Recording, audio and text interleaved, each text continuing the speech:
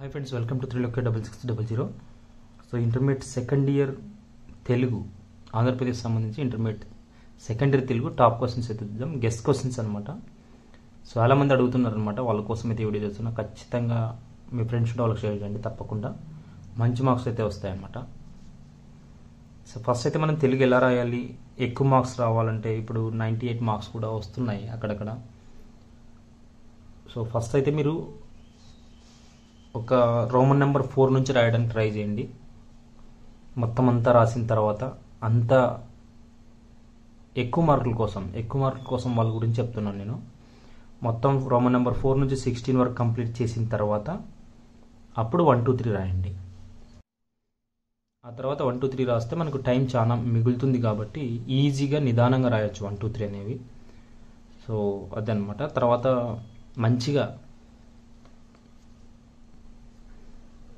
ఏవైనా ఒక 2 colour pens వాడండి.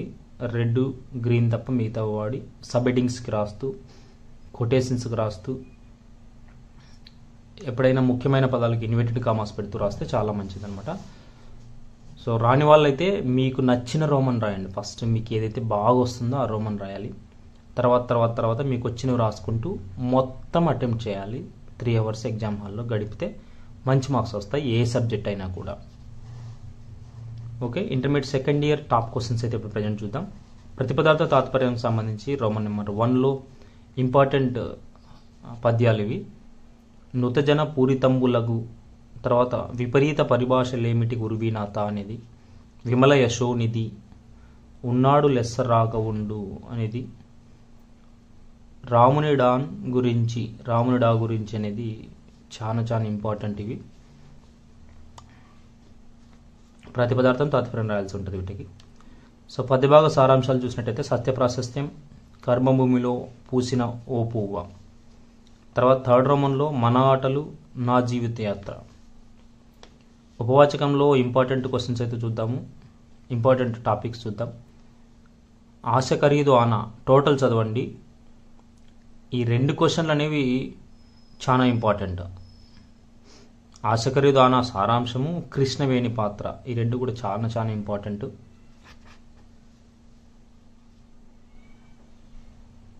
తర్వాత గవేషణ సారాంశం, ఇది కూడా ఒకసారి చూసుకొని వెళ్ళండి.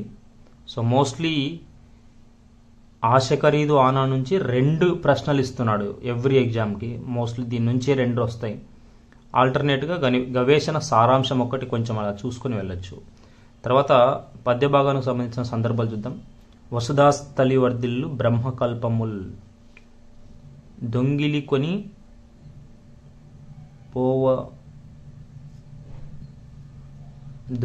కొనిపోవ తగుని దొరలకు నెందున్, రాజు నేలే దైవముండదే, మానవత్వమే మంట గలిసెన, కోకిల మేధం సాగుతున్నది. అలాగే రోమన్ నెంబర్ 6లో సంక్షిప్త ప్రశ్నలు పద్యభాగం నుంచి. రోమన్ నెంబర్ 6లో సంక్షిప్త ప్రశ్నలు చూద్దాము పద్యభాగం నుంచి. సత్యవాక్యం వేటికంటే గొప్పది, పురుషుని కార్యాలను ఎల్లప్పుడూ చూసేది ఏది, స్వాతంత్రహీనులు ఎలా ఉంటారని భట్టు తెలిపాడు.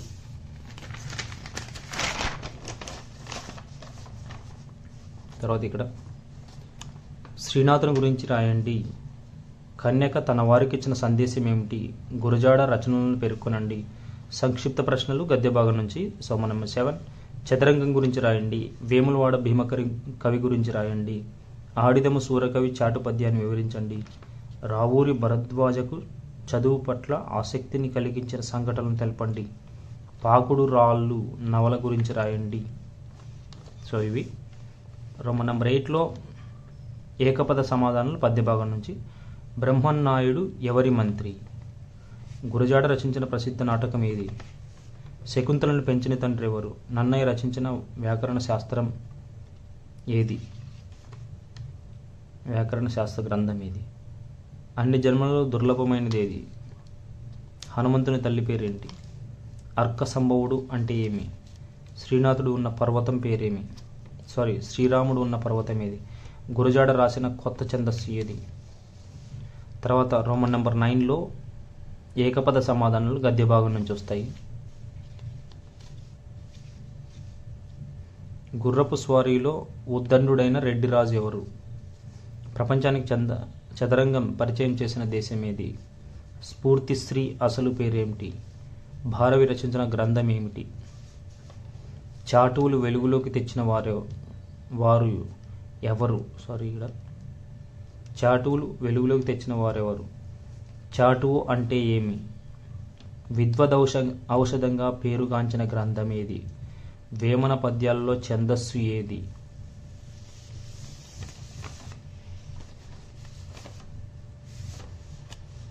పాకుడు రాళ్ళు నవల రచయిత ఎవరు? రావురి భరద్వాజ రచించిన మొదటి కథ ఏది?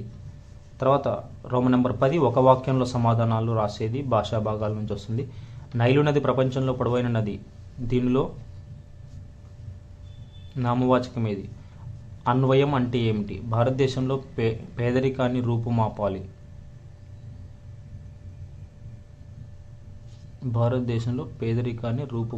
దీనికి సంబంధించి చూసుకోండి కొంచెం. 4వది విశేషానికి ఉదాహరణ ఏమిటి? సర్వనామం అంటే దేవదత్తుడు వంట చేశాడు. దీనికి సంబంధించిన క్రియ ఏంటి అనేది ఉంటుంది, ఒకసారి చూడండి. అవ్యయానికి ఉదాహరణ రాయండి. ఆహా తెలుగు భాష ఎంత బాగుందో. దీనిలో అవ్యయం ఏంటి? నెక్స్ట్ 11వ రోమన్ ఒక వాక్యంలో సమాధానం రాసేది వాక్య విజ్ఞానం నుంచి. వాక్యాలు స్థూలంగా ఎన్ని రకాలు? సామాన్య వాక్యానికి ఉదాహరణ ఇవ్వండి. వాక్యానికి ఉండే లక్షణం ఏమిటి? అరుణ్ ఇంటికి వెళ్ళి వంట చేశాడు. ఇది ఏ రకమైన వాక్యం? 2 సమ ప్రాధాన్యం గల వాక్యాలు కలిసి ఒక వాక్యంగా ఏర్పడితే అది ఏ వాక్యం? నేను ఉదయాన్నే గంట సేపు చదువుతాను. ఏ రకమైన వాక్యం? 2 సమ ప్రాధాన్యం గల వాక్యాలు కలిసి ఒక వాక్యంగా ఏర్పడితే అది ఏ వాక్యం? తర్వాత వచ్చేసి రోమన్ నెంబర్ 12 ఛందస్సు అనమాట. చెంపకమాల, ఉత్పలమాల, శార్దూలం, మత్తేపం. వీటి నుంచే ఖచ్చితంగా ఒక్కటి వస్తుంది. ఈ 4 చదువుకున్నా సరిపోతుంది. లేదు డౌట్ ఉంది అనుకుంటే ముత్యాల సరాలు ఒకసారి చూసుకొని వెళ్తే మంచిది.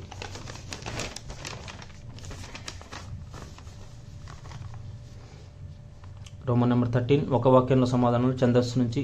మత్తేపంలోని గణాలు ఎన్ని? ఇంద్రగణాలు ఏవి? ప్రాస అంటే ఏమిటి? కందపద్యంలో వాడే గణాలు ఏవి? సీస పద్యానికి అనుబంధంగా ఏ పద్యం రాస్తారు? ఉత్పలమాల పద్యంలో ఎన్నో అక్షరానికి ఎత్తి స్థానం ఉంటుంది? ఛందస్సు అంటే ఏమిటి? ముత్యాల సరంలో 4వ పాదంలో ఎన్ని మాత్రలు ఉంటాయి? ఇవి క్వశ్చన్స్. సో 14 అలంకారాలు. వృత్యనుప్రాస, శేఖనుప్రాస, అర్థాంతరన్యాస అలంకారం, ఉపమాలంకారం, అంత్యానుప్రాస అలంకారం. ఇవి బాగా చూసుకుని వెళ్ళండి, కంపల్సరీ ఒకటి వస్తుంది. ఒక వాక్యంలో రాయండి అలంకారాలు. అమ్మ చూపించే ప్రేమ, ఇందులో అలంకారం. ఆలయ గోపురాలు ఆకాశాన్ని తాకుతున్నవి, ఇందులో అలంకారం. ఉపమేయం అంటే ఏమిటి? అంత్యానుప్రాసకు ఉదాహరణ రాయండి. శబ్దాలంకారం అంటే ఏమిటి? వలె, పోలే, అట్టు, లాగా. ఈ పదాలను ఏమంటారు? చుక్కలు తల పువ్వులుగా. ఈ పద్యంలో అలంకారం ఏది? సంసార సాగరం, ఇందులో అలంకారం ఏది? గద్యాన్ని 1/3 వంతు సంక్షిప్తీకరించండి. ఇవి చాలా ఇంపార్టెంట్ అని నేను పెట్టుకున్నాను. ఇవి మీ బుక్స్లో ఉన్నాయి, చూసుకోండి. భారతదేశం అణ్వస్త్ర. రాజకీయంగా, ఆర్థికంగా ఫస్ట్ రాశాను నేను. కంటిన్యూగా మీరు చదువుకోండి ఆదిమ కాలం నుండి. సో ఇది